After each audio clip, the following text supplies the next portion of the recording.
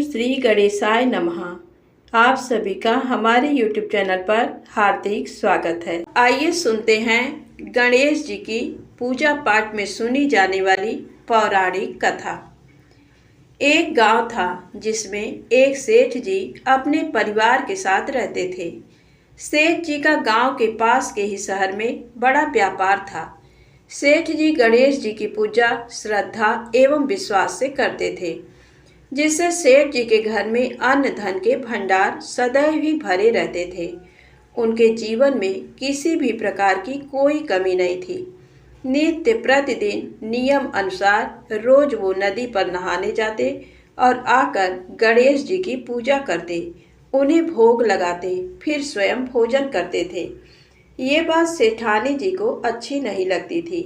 वो धार्मिक नहीं थी और ईश्वर में इतना विश्वास नहीं रखती थी।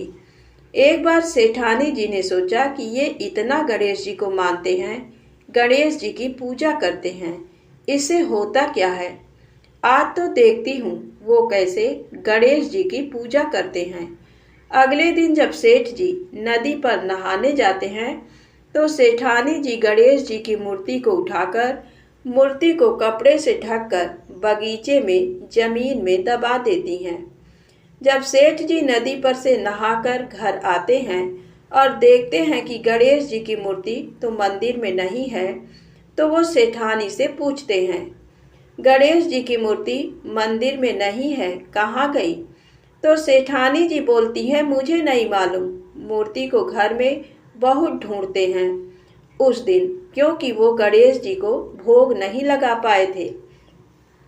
इसके लिए सेठ जी ने अन्न जल का भी त्याग कर दिया और गणेश जी से प्रार्थना करने लगे कि हे प्रभु, लगता है आप मुझसे रुष्ट हो गए हो और कहीं चले गए हो। आप अपनी कृपा दृष्टि मुझ पर बरसाइए, प्रभु मुझे दर्शन दीजिए। सेठ जी ने मन ही मन सोचा कि अब से जब तक आप मुझे मिल नहीं जाते, मुझे दर्शन नहीं दे देते, तब तक मैं अन्न जल का त्याग करता हूँ। वो दिन पूरा निकल गया।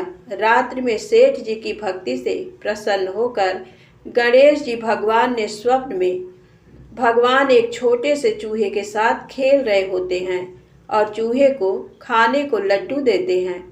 चूहा लड्डू लेकर बगीचे में जाता है और जमीन को खोदता है और लड्डू वहीं डाल देता है। अचानक सेठ जी की नींद खुल जाती है। सेठ जी बगीचे में जाते हैं और वहीं खोदते हैं जहां उन्होंने सपने में देखा था, और वहीं से उनको थोड़ी सी जमीन खोदने पर कपड़े में लिपटे हुए गणेश जी की मूर्ति मिलती है।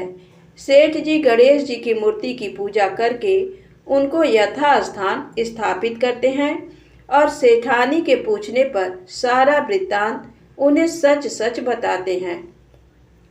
बात को जानकर सेठानी जी को आश्चर्य होता है और सेठानी जी मन ही मन श्रद्धा एवं विश्वास से गणेश जी भगवान की भक्त बन जाती हैं और सेठ जी से कहती हैं कि मुझसे बड़ा भारी अपराध हो गया है। अब हम दोनों पति पत्नी प्रेम सहित गणेश जी भगवान की आराधना करेंगे एवं उनकी पूजा में कभी कोई कमी नहीं आने देंगे।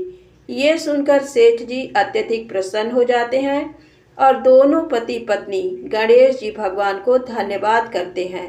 तो जय बोलो गणेश जी भगवान की जय हो, सदा ही जय हो प्रभु। अपनी अनुकंपा सेठ सेठानी के समान ही हम सभी पर बनाए रखना। कहानी सुनने वालों पर भी, कहानी कहने वालों पर भी सभी मनोकामनाएं पूर्ण करना। प्रेम से बोलो गणेश जी महाराज की जय हो।